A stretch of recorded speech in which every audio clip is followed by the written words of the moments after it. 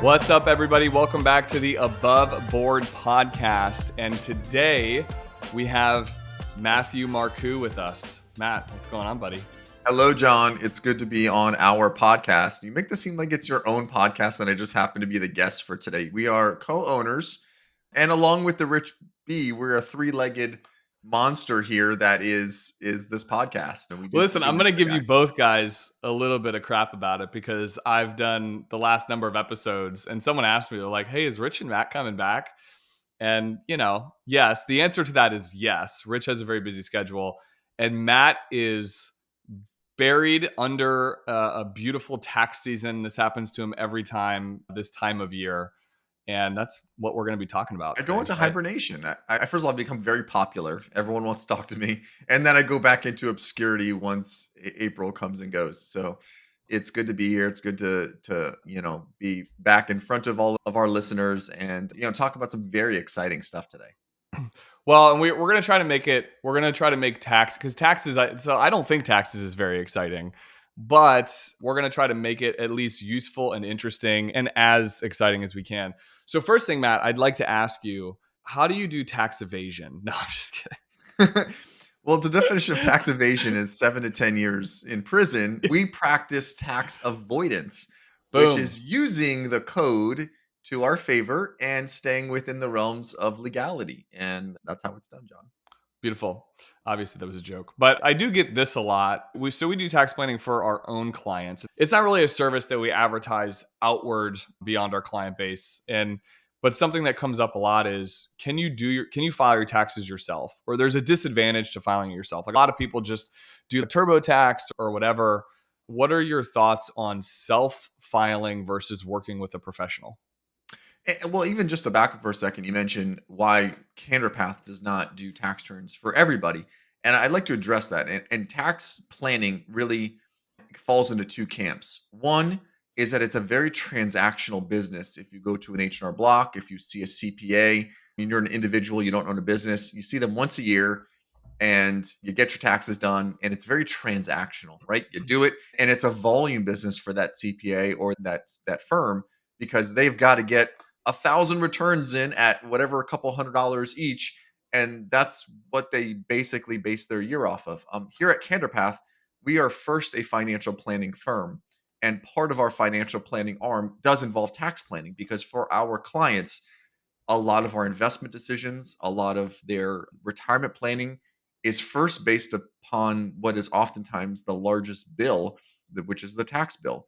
So for Mhm. us, it's taking a really hands-on approach, and that's just not something that we can offer every single person who calls our office. So we do exclusively our tax planning for our clients here at CanderPath. But that doesn't mean we can't spread our message. That doesn't mean we can't talk to the public about some good strategies and just some good things. So first of all, can you do your own?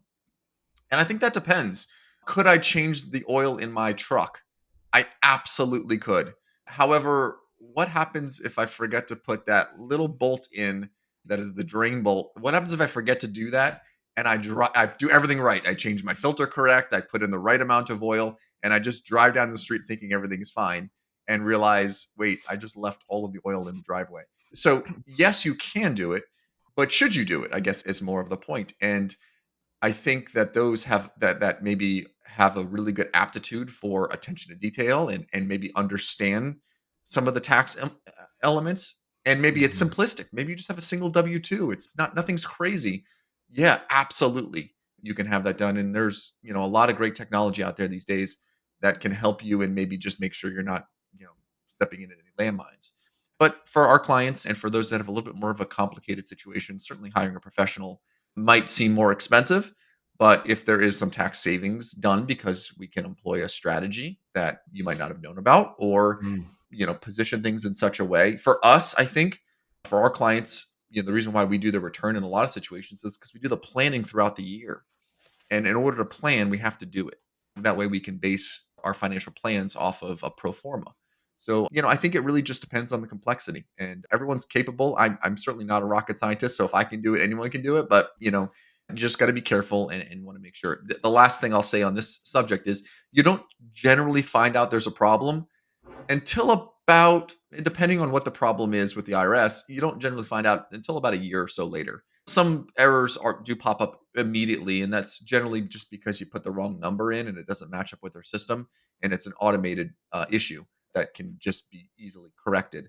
But you don't typically find out about a problem until about a year later, and by that point, you've already moved on in your life. And so, again, having a professional in your life, A, can make sure that hopefully those errors don't pop up, or B, when they do, you have someone to go back to say, how in the world do I fix this? I made a mistake. Or sometimes, and the IRS is not perfect, they've made a mistake and you need to defend yourself. So, a couple Mhm. of things to think about when you're deciding whether to go with a professional or whether you're going to try this on your own. And there's really no wrong answer. Well, you still have your podcasting chops. There was no rust to shake off here. That was an awesome answer. I mean, you throw a softball my way, John. I'm going to smack it out of the park. I It mean, definitely was. We totally didn't pre-plan these questions. So something I've seen a lot for folks is I think it also depends on the personality. Some people like to have control. They like to do the return themselves. They've been doing it that way for a really long time. And I don't know. I mean, it depends on the personality of people. I mean, I don't think there's anything wrong with going online and doing it yourself through the number of platforms that offer it.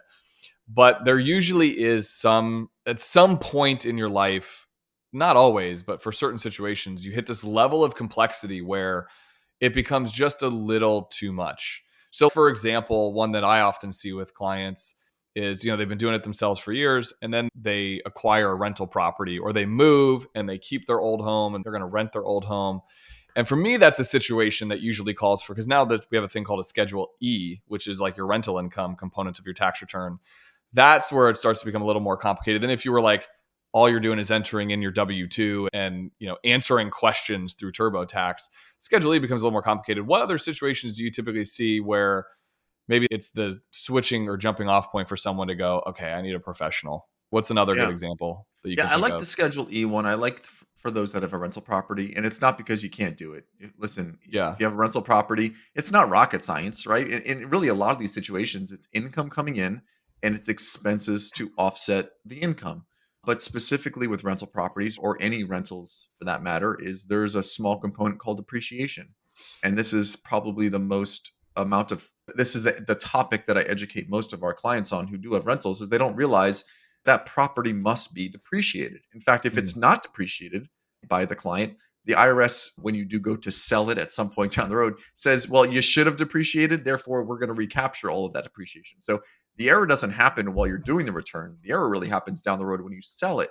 And so, for again, a lot of our clients, it's making sure that they're not stepping in a landmine when it comes to rental property. And the second one is small business. I That's what I think was thinking too. yeah, there's so many. What can I deduct? What can't I deduct? One of the nice things about how we organize a client's small business is generally on the Schedule C.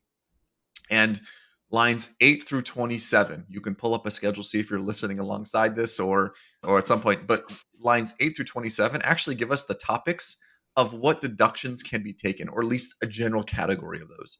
So I Okay. like educating our clients, and especially when they don't know where to even begin. So the IRS kind of gives us a little bit of a blueprint of what are the categories, and that's anywhere from advertising to legal and professional services, depreciation. Again, if you're buying, equipment and things like that for the business that has to be properly depreciated. Meals and entertainment, if they're applied to the business and they're within the realms of legality. So there's a lot of topics, and I just had a meeting with a client yesterday, as a matter of fact, and I'm starting a business. What are the things that I should look for deducting? And I basically pulled up tax form Schedule C and said, hey, here's 21 categories. Now there's going to be more things, and there's going to be things outside of that, but here's a good start for you. And so some of the things that the IRS does for us gives us a little bit of an insight of where do we begin. And so again, I think those are the two biggies: is a rental property, a small business. Um, I think if there is a specific situation, I'm dealing with another client right now who has a high amount of student loans. And one of the strategies is for us, they're a married couple, they have a high amount of student loans. Those student loans are based upon income repayment. And so they came to me to say, well, Matt, the income repayment number is way higher than what we can afford right now.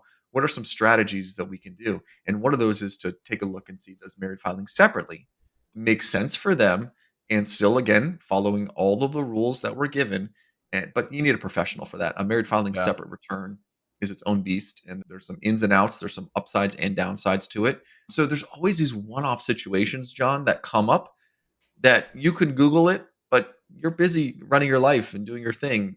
This is where a professional could come in and, for a cost, for a fee, it's not free, to Yeah, of be able course. to, make sure that it's being done correct. And in that couple situation, the savings that's going to happen because of this income repayment on their loans is going to far exceed the tax bill that's going to come Yeah. from a disadvantaged filing of married filing separately. Well, that's all, honestly, that's more in the realm of that is the connection of the tying to financial planning and taxation, because you're doing some planning there for that individual situation. I have a meeting later today discussing the exact same topic. And you're right. I mean, you can Google anything. I mean, if you have a medical condition, what's the first thing we do is we Google the symptoms. And it's just always the scariest outcome when you Google it. And then you go to the doctor and you actually diagnose and you do CT scans or MRIs or X-rays. Like, you actually get to the understanding or the root cause of it. And I think it's a little bit of the same thing in our profession. You can Google something and get confusing or conflicting answers. But when you work with a professional that understands the whole, like the plethora of the situation, like all the variables that go into that situation, I think that's a big deal. I don't want to spend a ton of time on the 1099 side, but I do have one more question or two more. And a part of it's because a lot of our listeners are entrepreneurial. They are starting businesses, have businesses, or what have you. I think we have an interesting split where a lot of our listeners are either in that camp or they're retirees, and we'll answer some retiree questions in a moment. But let's stay on the 1099s. Can you give us some quick, maybe two do's and don'ts with the 1099? So, like, one that comes to mind for me is making sure, if you're a 1099 individual, making sure you're tracking your mileage if that's applicable. Tracking your mileage, like keeping your stuff organized, so your receipts organized or your expenses organized on one credit card. That's maybe another example. Do you have anything that comes to mind for that situation where you were going to the IRS's website and showing that client, hey, here's some things, like maybe give us an So, idea of a surprise deduction you wouldn't expect? So we're talking to those small business owners. Again, Yeah. medium to large size business owners really needs a specialist in our industry, right? So I kind of look at myself as more of a generalist. We mostly deal with individuals, small businesses, trusts, closely regarded entities, those types of things. What we don't do in house is large corporate returns. And so we're going to take that out of the equation for this particular conversation. We're going to talk about small business. And for those small business clients, as you just mentioned, the do's and don'ts. First of all, whether you get a 1099 or not, if you received income, it's taxable. So that'd be the first thing that I get, because I get a lot of people that said, "Well, I had a bunch of gig jobs and I didn't get a 1099." And if I have to be completely frank, that doesn't really matter whether you got a tax form or not. If you received income, that truly belongs in your tax return if we're going to go from a strict compliance standpoint. So whether you get one or not, that is sort of immaterial. If money hits your bank account from a side gig or from, or whatever small business you might own, that's still your responsibility to report whether you get a tax form or not. Mm-hmm. That's going to change a lot here in the future. And we'll talk about this here, I think, a future question that we get here on today's episode. But, whether it's from a Cash App, whether it's from PayPal or Yeah. Venmo in the past, a lot of those 1099K is coming up next. Yeah. yeah, a lot of those flew under the radar in the past. That's going to now become more prominent in future years because the IRS realized that there's probably a lot of money passing hands that's not being reported right now. So the first thing I'd say, John, to answer your question, is just because you didn't get a form doesn't mean it doesn't have to be reported. The Mm. second, I do like to compartmentalize those accounts. What I hate seeing is when a client has a small business or side gig, all of the money is being commingled with their personal assets, right? It's all going to their regular checking account.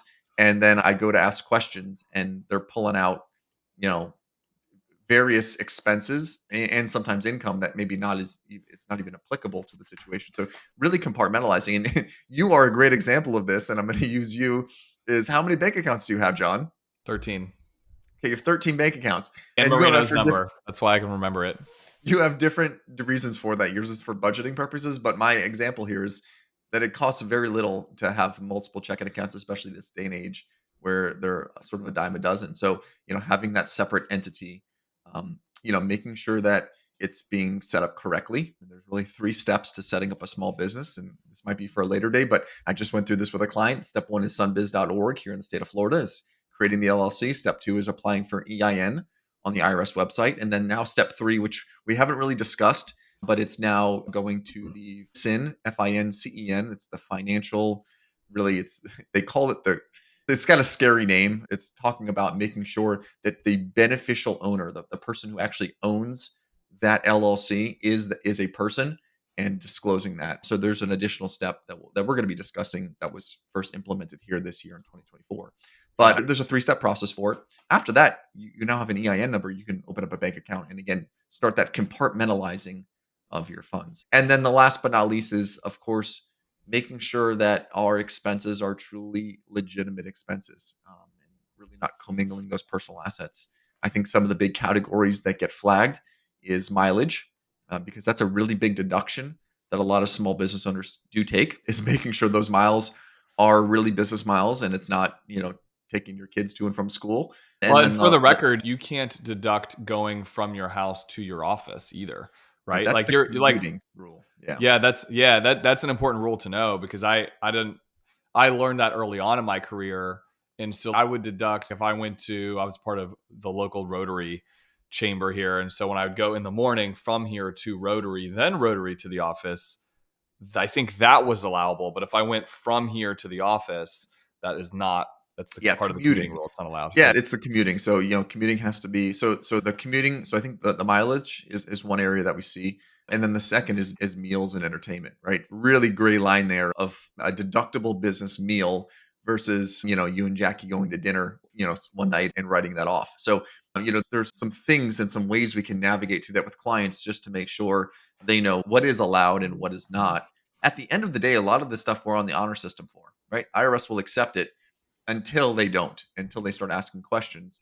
And you don't want to be on the end of that conversation of them saying, "Tell us more, show us Yeah, receipts," and you looking like a deer in headlight. And then they say, "Okay, now show us even more," and you really open up an issue. So it's far cheaper, to be honest, to do it the right way the first time than it is to try to walk the line, get a higher deduction or a higher refund, and wonder for the next 3 years, potentially 6, if they're going to flag you for an issue and be in a really bad situation. Because as I mentioned, this doesn't happen until years down the road, and you've already forgotten about it, or you're not prepared to write a 5-figure check back to the IRS for a mistake.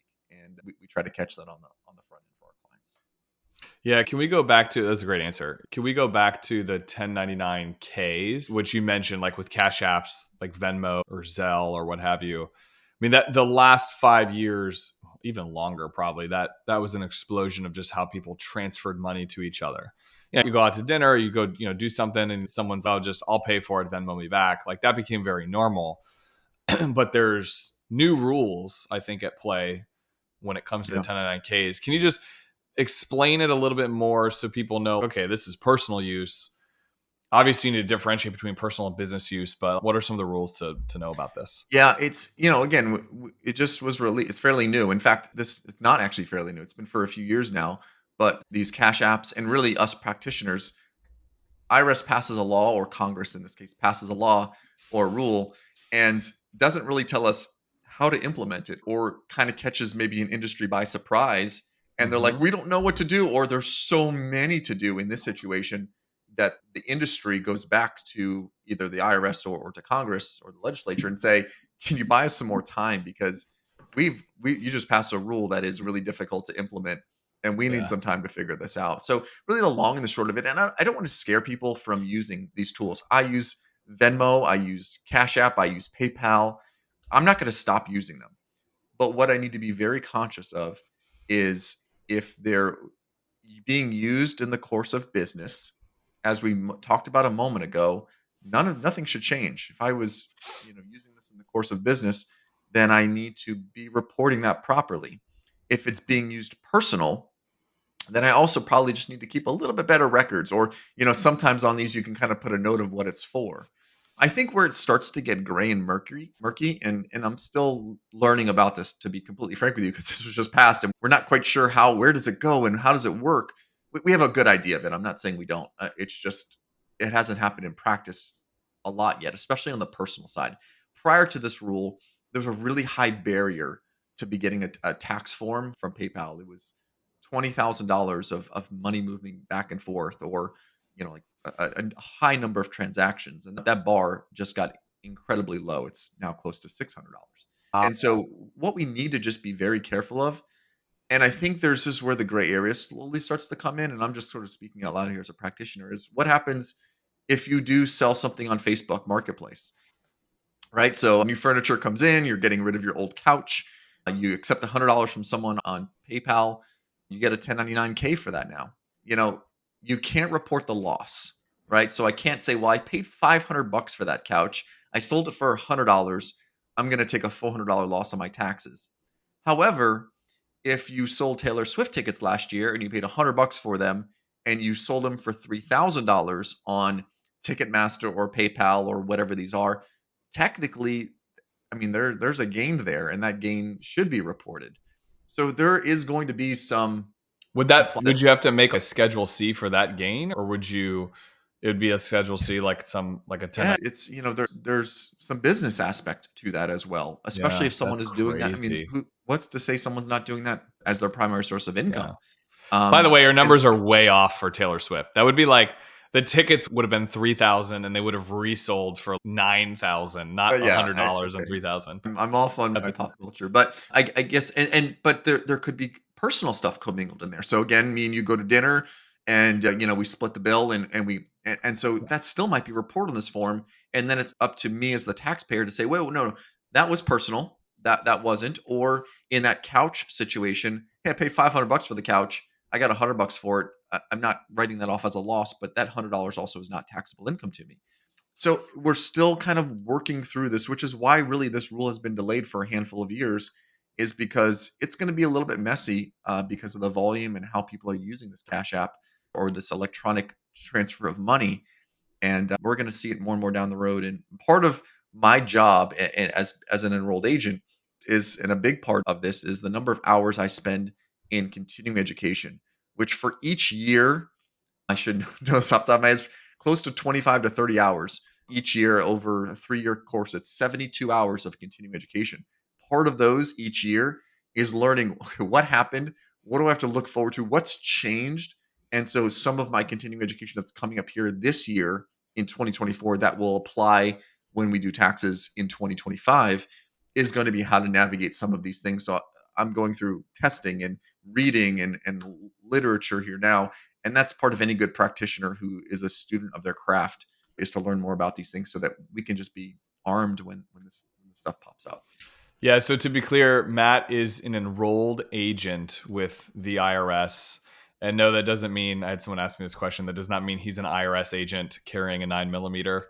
But he's But I he's an I do EA. that. And there's a number of different designations that come up. The two big ones that I typically see are an EA, which is what Matt is, or a CPA. And correct me if I'm wrong, is that so the continued education you're doing, is that for the 4-year enrolled agent? Is Yeah, that your EA, or is that something you would have? Okay. I would have done it anyway. Just as you can be an unenrolled agent, which is someone who has no designation. That's really kind of the scary thing about taxation is you don't really need any designation to do it. To do it now, to do it well, you do. And there's really three primary designations that if you're out there looking for someone, these are the three you should look for. The first is a CPA. The second is an enrolled agent. Third is an enrolled actuary, or an attorney, a tax attorney, an LLM. And the reason why those are important designations is not so much that they have the expertise, which they do. They have to pass either a CPA is passing, very comprehensive exam, having a bachelor's degree. The enrolled agent is a 3-part, very intensive test, really focused only on taxation, or an attorney who has an LLM, which is a kind of a master's in taxation. The real reason, John, is because those are only the three groups of people that can actually represent someone in front of the IRS. So at this point, we're not talking about doing the return. We're talking about when there's a problem. Who can represent you? It can only be represented by one of those, or by those three individuals with those proper designations. So much of it is really not on the front end of things. It's really on the back end of things. When there's an issue, who can represent you in front of the IRS? We don't do a ton of IRS representation because we mostly are not dealing with individuals who are on the gray area of the taxation. But there Mhm. are things that pop up. And so having ourselves in the court for our clients really is a peace of mind strategy for a lot of our clients, in that I can represent them in all areas. Another nice thing about the EA, of course, I'm partial to it, but is I can represent clients in all 50 states. One of the CPA, I'm never going to say anything bad. CPA is the brotherhood of or sisterhood of taxation. They are incredibly important, but a CPA is a very broad designation. I mean, someone could be in taxation, they could be in auditing, they can be in corporate finance, and so it's a very broad designation. For my purposes, my designation being a financial planner first, and is really taxation is really where I needed my expertise to be honed in on. And then, of course, we have the attorneys who again, when things really get complicated, we might need to go to a tax attorney if something real sophisticated is going on. So there's different levels of it. None of them are bad. They're all good. It's really just what the practitioner is looking to do with their career, and ours is really focused primarily on taxation. Hey, thanks for tuning in to our show. Are you looking for shorter daily episodes of Above Board delivered straight to your Amazon Alexa? Join Canterpath 365 and get our daily brief with market updates, financial news, and mini podcast snippets like from today. Sign up now at canterpath365.com and we'll see you there. That's a good point about CPAs. That's not something that you realize, but normally when someone is a CPA and you're not in this industry, you just assume, oh, that person can help with taxes. They're really good at taxes. But if you're in corporate finance doing public accounting, like I mean, your CPA designation, you probably can do taxes, but that's not your specialty. That's It's not funny, what you're John, because actually. you're probably going to say this, but we have probably a half dozen CPAs Yeah. as clients who we do their taxes for, Yeah. not because they're not capable, not because they don't, but that's not what they do. That's not what they're doing with their CPA licenses. They're working more in corporate finance or some other. It's such a broad topic. So we have one that's in auditing right now, audits 401ks. It has nothing to do with filing taxes, and so they come to us for that level of expertise. And there's a role for each one of us. And I think I might have gotten off this point, but CPAs are state regulated. So I mentioned a moment ago where an EA is allowed to work with all 50 states. CPAs are state regulated. So for us, where we have a lot of clients outside the state of Florida, it really makes it a little bit easier that I don't have to go to California to get to get licensed there for taxation, or to New York. I did a New Mexico return and an Idaho return, which was the first. And the person who I did it for listens to this show a lot, so he will know what I'm talking about. And that was a learning lesson about some of these states with their odd taxation structures. So Yeah. it I was. hate looking at state returns. Like because my eyes are I can so naturally, I mean, I've seen a million 1040s in our time and working with clients. So I can look through a federal return, but those state returns are so interesting. They're so confusing oftentimes. I really dislike them. If I had to say what I dislike the most about this, Yeah. is It's awful. not because I don't like the states. We live in Florida, so we don't deal with state tax. We don't do a state return. What I hate is that I don't know that it was a 37 states with tax. That means there's 37 different sets of rules. Yeah. Right. And that's what gets so frustrating is they all have these little quirks, and it takes so much time to learn that state's little quirk about what do they do different. I mean, I just learned about the Idaho grocery credit for this client, and I had no idea what that was. Had to go research it, figure out what it was. Do we qualify for it? By the way, it was Mhm. like $20 of Idaho income in there, and so it wasn't enough to even worry about. But I still had to figure this out. And there was another one with Mississippi. The client has more than 8 W-2s. Well, Mississippi doesn't allow electronic filing, so we have to now manually mail this return in. And I'm not complaining about it. It's just like I said, these little odd things that you're like, great, now I have to go figure this out. But I'm obviously saying this in jest, and I love what I do, and I love learning about them. But they are very frustrating at times. Yeah. Well, shifting gears a little bit, because these are the questions we get all the time. What are some tax strategies or planning opportunities? And maybe we can sort of combine the tax side and the CFP role that we serve with folks. What are some planning opportunities to minimize our tax liability? So I've had someone come to me before and they say, hey, I'm really thinking about making a sizable charitable contribution so I can lower my tax obligation. I'm like, well, it does. I mean, that does work like that, but you're still, if you're making a charitable contribution for the tax reason and not the charitable intent in doing so, it's probably not the right move. You should lead with your intent first. But what other strategies maybe come to mind for you with that question? Yeah, I mean, I think it just depends. That's a very broad question, and I know why you threw it out there because we can go in a number of avenues. But first of all, and we've talked about this before, is tax planning is not done on April 14th, right? It's done throughout the actual calendar year. And I think the first thing is taking a look at right around June or so of the year and saying, okay, I've had 6 months. I've now filed my previous year's taxes. What worked, what didn't? Where is my income landing? I choose 6 months because keep the math easy. The first 6 months, I earned this. The second 6 months, I'm probably going to earn this and can sort of figure it out. Tax minimization can come in two forms. One is just looking to see what my refund's going to be, and am I going to owe 10,000 or get 10,000 back? That doesn't change the tax bill. The tax bill is the tax bill, and I often have to educate our clients that whether you get a refund or you owe money doesn't mean you paid more or less tax. It just means you did a better job or not so good of a job throughout the year of withholding. The eye is on your eyes are on the wrong number. The number really should be what was my tax bill and or what was my tax due. That really is the number that we should focus on. And you mentioned a couple of strategies is charitable giving. That has changed here in the past. Again, legislation changes a lot of things with taxation. In the past, our standard deduction, the amount that you were allowed to deduct before itemizing was a lot lower of a number. This Yeah. year for a married filing couple, it's somewhere around 27,000. Hmm. So you got to do a lot of charitable giving. You have to have a lot of home mortgage interest, a lot of real estate taxes, a lot of maybe state tax in order to exceed that number. And I find a lot of I'm of people the opinion that made things easier for people for what it's worth. I mean, I it think did. because a lot of people like there's a statistic I remember when this all happened. It was like a third of Americans itemized their tax return before the legislation came through, and now it's something like 5%. But I mean, if the number's bigger, it's 27,700 this year, and then there's another step up if you're over the age of 65, I believe. But if that number's bigger, you're still better off. I mean, it ultimately simplifies your return and it gives you a bigger deduction, right? Let's put it this way. I've gotten a lot less of the Goodwill receipts that have just no numbers on them. Yeah, And yeah, they yeah. ask I me to used to make a do that number up. too.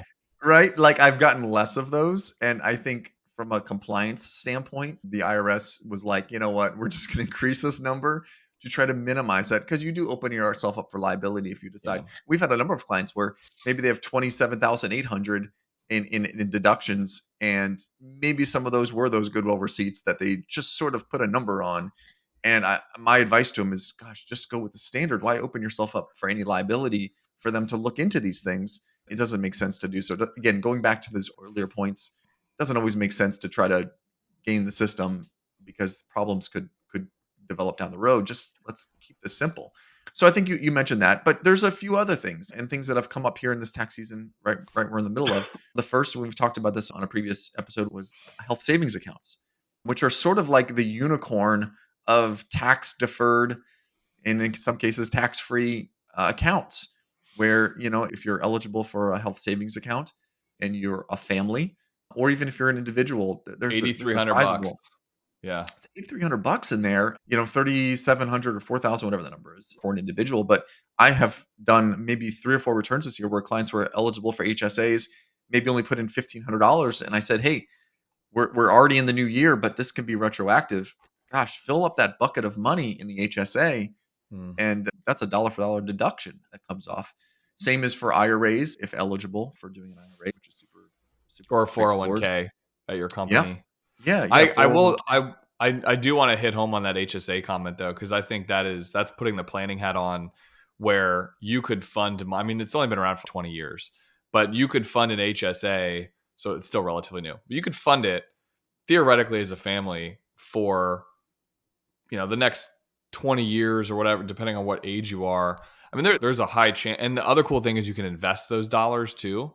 And so I always tell people, like, let's make sure we're investing it after. Let's keep in cash enough to cover our out of pocket maximums for the year or whatever. But if we're going to look at investing those dollars, let's like build this account as a long term account. So we have a 6-figure sum of money in a tax free vehicle that we got a tax deduction for when we put money in. So that's that unicorn aspect you're talking about. Like, you get a tax deduction on the front end, it grows tax free, and it could be used tax free if you use it for medical, but you're going to have a ton of reasons to use it when you're in retirement. And I mean, I could do a whole podcast on on when you're on Medicare, the ways you can use an HSA, it is so useful. I mean, that is It such an really is. important. Oh I think man, I think that you got to be careful of who can go onto an HSA plan, and that's yeah. probably where this gets into a little bit. But there's this barbell, Health right? If wise, you're you on, mean? Yeah, yeah, if you're on if you have a lot of health issues, HSAs make sense. And if you have no health issues, HSAs make sense. If you're in the middle there, it's tough. HSAs might not make sense because of copays and deductibles because typically your health insurance has less ongoing benefits throughout the year. And I mean, let's use this person. I'm in year 2 of my HSA. So for the first, whatever, 15 years or so in business or 18 years, I was on various health, jumping from as a small business owner, jumping from health plan to health plan. And HSAs never really made sense, especially with young children. So I'm on year 2 of it. Year 1, we put the maximum amount in, only used maybe a few $1,000 of it. So we put in whatever this $7,500 number was and used a few $1,000. Year 2, again, we're trying to do as much as we can out of pocket because, like you said, it's a really good planning Grow it. tool, Yeah. and try to grow it as much as we can and try to absorb some of those health costs right onto ourselves. But we have some really great resources with technology of Teledoc now makes these $100 visits to the pediatrician for our kids or even for myself or my wife is, in our cases, some of them are free now. So I'm able to mitigate those expenses using technology and keeping those costs low. My premiums are fairly low because it's a very high deductible plan, but you really need a good 3 years, I think is sort of what I calculated, of no major incidents over the beginning span of those HSAs to build up enough. Because again, my deductible Yeah. is probably north of 10,000. And while we can absorb that, I really love having that available to me inside of the HSA to be able to use. But this is a tangent. That is a good point. It's hard on the front. I mean, everything's hard at the Sure. beginning. It is harder on the front end to get through that window of time where once you can push past that and really start growing it, that's where it becomes useful. So I think that's a good point. So HSAs, that's one of them. 401ks and IRAs, that's another really good strategy. One I want to ask you about is timing of deductions. So I've personally done this, and this is all within the rights of the US tax code. But I mean, and I've seen other clients do this too, where so let's say maybe they're charitably inclined, but they want to take advantage of in 1 year, like in 2023, let's say they took the standard deduction. They didn't make their charitable contribution until 1/1 of 2024 for the prior year, and then they make their charitable contributions for 2024 as well. So they kind of double up in the tax year their charitable contribution. And the other one I've seen a lot of people do too is like because some of the other things you can write off are like the interest on your home loan, on your primary residence, and your property taxes. So I've seen people do this too because you can pay your property taxes in Florida anywhere from November all the way through March. So they'll pay it in January for the prior year, and then they'll pay it again in November for the current year. So you have this influx, this surge of expenses because you've doubled up your property taxes, you've maybe doubled up your charitable contributions in 1 year. So every other year you take the standard and then you itemize and take the standard and then you itemize. I'm seeing that more and more. Are you seeing that as a strategy at all? Yeah, I've seen that. It takes a lot of planning. It has to make sense. I think oftentimes if there's more of an anomaly in income, maybe someone got laid off and income is lower, maybe some of those strategies, like it usually is precipitated by like an event that occurs, maybe a huge bonus hit, and we want to take as much as we can that year. The other thing that and this is a little bit of a tangent, but you asked about what are some other things, is I think capital gains. It's something we just talked about this morning on our investment committee meeting was the timing of capital gains. Remember how capital gains work. Again, if you have a brokerage account, a non-qualified account, and there's stock inside of it or a mutual fund or an ETF, those typically, what you paid for it and what you could sell it for. If there is a gain there and that gain is over a year and a day, it's considered long term. If it's under a year and a day, it's considered short term. There's a dramatic difference on the taxation between the two of those. And so some things we were talking about this morning for our clients is when is the prime time to maybe harvest either some gains, or maybe they came to us with some positions that are at a loss and we want to reallocate those, get them, into the right mixture of investments and harvest some of the losses. And maybe that happens even throughout the year. I can think of years like 2020 or years where there's been big movements in the market. If you remember 2020, of course we all do, is the first 6 months of the year basically the market just went down as COVID was coming about and people were scared and the markets were scared. You know, some harvesting was done there, at least on our part, of selling some positions and then immediately repurchasing those to harvest some of those losses. And then that second half of the year was all gains. I'm not saying we hit the nail on the head and we were not prognosticating it, but I'm using this as an example of being able to harvest losses if a loss does occur in a brokerage account. Or in this case that we were talking about this morning is harvesting gains. We're at all-time market highs here.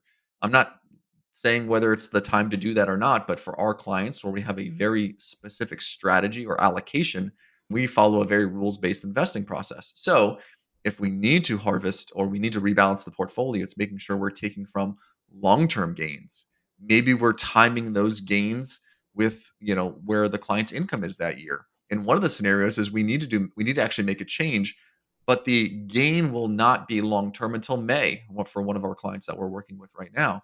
So we are delaying the shifting of the accounts, the changing of the funds around until we can hit that long term because they're in a very high tax bracket, and we don't want to trigger any undue tax issues. So I would much rather get a long term gain, which has a capped tax rate, versus a short term gain, and that short term gain typically follows whatever your ordinary income tax rate is. So it is highly advantageous in a number of scenarios to make sure your gains are long term rather than short term. So I think that's another planning aspect, John, as you talked about deductions and IRAs and HSAs, is if you have a brokerage account and you're investing and there's time for a change, is timing that change with some strategy in mind. That's cool. That's a great point. And I have one more that I want to ask you on, and we'll wrap on that. And it'll be 5 things. Do you remember back in the day when the podcast early on, anyone that listens to this podcast remembers this, when it was the 3 to Win podcast? And the goal was we would each, Rich, you and I would each, like, we'd have a topic, but then we'd apply like one thing for that topic. And so we'd have 3 things that you could take away as a key takeaway for it. Do you remember A that? long time ago, man. I don't know It was a I long mean, I ago. barely remember what I had for dinner last night, let alone what happened 3 years ago Our on our first podcast. ever podcast, the first ever one we recorded, we sat in my office, and the 3 of us sat around one microphone about this close to each other's faces. Do you remember this? We all talked into one microphone. It was, and I think like the moment we finished recording, we're like, we all need mics, and then we invested in better mics for all 3 of us. That had to be an Anyway, audio nightmare of it separating is. out tracks and figuring out volume levels. I mean, oh my goodness. It's terrible. It's anyone can go back and listen to it. I don't encourage you to, or do it, whatever. I don't know. But the first episode, if you listen to it like in the car or like with AirPods on, you can hear. I think it's like your voice is here, my voice is on the right ear, yours is on the left ear. Like you can just hear the soundtrack moving. It's so wild. Long But way. anyway, so the summary of the 5, which I like summarizing this, of just ideas or some tax strategies, would be contributing to an HSA, contributing to a retirement account. That could be a 401k or an IRA if you're eligible. Deduction timing, if it works for your scenario. It's complicated, but it could work. Monitoring capital gains, being able to balance losses and gains there within your investments. And the last one I want to talk about is QCDs. And we could do a whole, I mean, I've done a charitable giving presentation that's 30 minutes and it's only been QCDs. So, but I want to give a little shout out to the retirees that hang with us on this podcast, because this is an important one. So if you're over the age of 70 and a half, now most people, you apply this for their required minimum distribution, which is basically the IRS tells you have to take a certain amount of money out when you turn 73. That's the new number this year, right? 73 for the RMD. But the QCD is if you're over the age of 70 and a half, you can take instead of taking a distribution from your IRA, while you're also simultaneously giving to your church or giving to a charitable organization that you care about, and you're not getting the credit for it potentially because you're just taking the standard deduction. So like you're giving these charitable contributions to places, but you're not giving enough to take the deduction. You can, instead of taking that distribution from your retirement account or your IRA, you can actually send that to the charitable organization in lieu of writing a check. And that is not a taxable event. Is that a good summary of how a QCD works? It's a really good one. I like that a lot. And I think what's super cool about this from a very geeky tax perspective is, like, as you mentioned, in a lot of situations with the standard deduction being so high, if you're charitably inclined and you're taking your required minimum distribution, i.e., over the age of 70, now 73, that you were giving and you were doing it because you wanted to give. And that's fantastic. And I believe that should be the way that you do your giving and charitable. However, if you again can follow the rules of the tax code by giving to charity from your required minimum distribution, it has to be done in a very specific manner. And that we work with our clients really closely on that. It does two things. As John mentioned on the obvious, you actually take the deduction. So if your required minimum distribution was $10,000, and you said, well, each year I give 8,000 bucks to my church, you and that 10,000 would have been taxable as you distributed out of your IRA. 8,000 goes to the charitable organization. Maybe you claim 2,000 of it.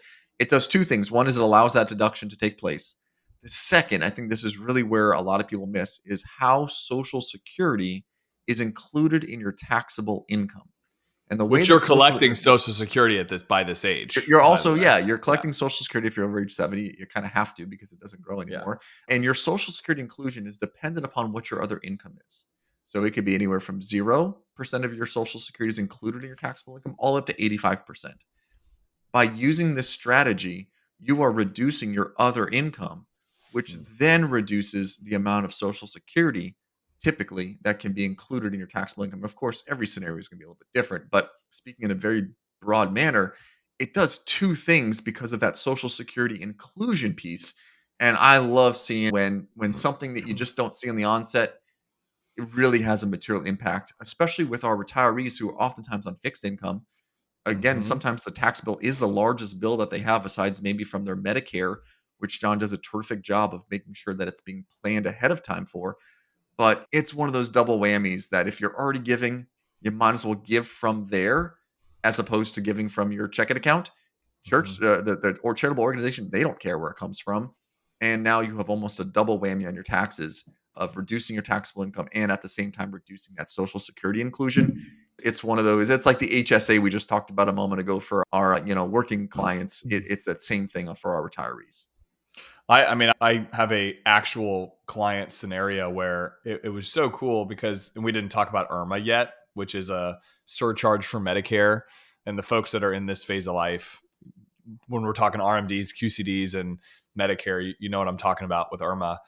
So in this scenario, the client, his RMD was like around 25,000 and he happened to gift around 20. And so when he had to take his RMD at 73, the conversation came up, well, if you're giving to charity over here on this side, and you're not getting a deduction for it, by the way, because your 27,700 is the standard deduction. Let's flip this around. Instead of writing a check to these organizations, gift it from your RMD, and you don't pay taxes on that, of course. And what it ultimately did was it lowered their tax bill in such a way that of course, it saved them on, I think it even dropped them a tax bracket actually. So it saved them on taxes, but it also saved them on their IRMA, on their surcharge for Medicare tax. I mean, it was like an $8,000 swing. I mean, this is a really cool part of planning that we get to do with people where we see just by sort of shifting how we do things that you're potentially already doing and you can save thousands of dollars. It's super cool. Super I cool. think for our minds, everyone's like, how could you do taxation and finance? Gosh, that's such a daunting. And I think for you and me, I've heard this said by one of my close buddies who's in the insurance industry. He sort of said it to me. Mike said to me, he said, it's almost like every situation is a puzzle and I get to put the pieces together. And for whatever, if you've ever done a jigsaw puzzle, you know how satisfying it is when that piece kind of fits right in where it's supposed to go. I think that's the only way that I can possibly describe what it is that we do is one is we generally love helping people but also I love when those puzzle pieces just like fit together. It's so satisfying that they Mhm. fit together. It works. It's within the parameters of all the rules that are set in place. And it's a true win following the rules and then maximizing all of our strategies. For me, when I lay my head down on the pillow at night, it's knowing that puzzle fit together was such a feat of accomplishment and that's how I feel on a daily basis. Not always. Sometimes we have to cut the pieces of the puzzle to make them fit. And if Yeah. you've ever done a jigsaw puzzle and you can't figure it out, it's happened. But when they do fit, it works awesome. And that's a really good example of Medicare and taxation and gifting and Social Security and all of those things coming together. It makes whatever we charge to those clients so minimal in comparison to the impact that we're providing. And our clients generally see that and love that aspect of working with us. So, yeah, it's a real cool experience. Yeah, that's a solid point. I was still hoping you'd give us some tax evasion strategies, but you didn't do that. So good job. You passed the test. But I Thankfully. think this was such a good conversation. I mean, if you follow us on social all our this entire month, because I mean everyone's doing their taxes right now. So this entire month is all about tax, like preparing for taxes and planning and that type of stuff. And we wanted to come on and do an episode about it where, and not just talk about, hey, organize your taxes and like that's duh, right? That's important, but give some really useful takeaways for 1099Ks. Like you did a video on that the other day. I didn't even know some of that information, like the threshold drop from 20K or whatever it was to 600. This is incredible. So appreciate you doing that and excited for the coming weeks when tax season is behind us, and then we get our co-host back with you, Matt. So this is a fun Yeah. one. And again, just a reminder: the 5 key takeaways. So HSAs, 401ks, IRAs, deduction timing, capital gains, and QCDs. Matt, anything you want to add to it before we wrap? No, I mean, I think there's been a lot of talk about backdoor Roth conversions, and I think maybe we do a part two of this at some point with maybe some advanced strategies of some things that like is on the fringe of maybe doesn't help us today, but helps us long term, and maybe some posturing of some cool strategies. So we can always continue to expand upon this, but most importantly, we love hearing from those that are listening to this and our clients who listen to this and the publics and what is it they love to hear about in some of these areas, or sometimes it's Matt, this is why we have you to figure it out for us. And we just need to be aware of some of these strategies. So we love hearing from everyone who listens to this podcast. We truly pour our heart into it. And every topic might not be the most exciting, but I think all of it's relevant. And we try to keep those topics really relevant to what's going on at life right I now. find them exciting. I know you do. I think it's exciting. All right, I'm gonna put ourselves out on a limb. I'm gonna throw our text line out there so people can, because I think what you mentioned is really good. Like we love soliciting feedback for episodes we do, guests that we have on the show, that type of thing. So if you have that kind of feedback and you'd like to obviously like rate and like us and subscribe to us on our podcast, but if you'd like to send us that feedback, you can send us a text at 407-904-8414.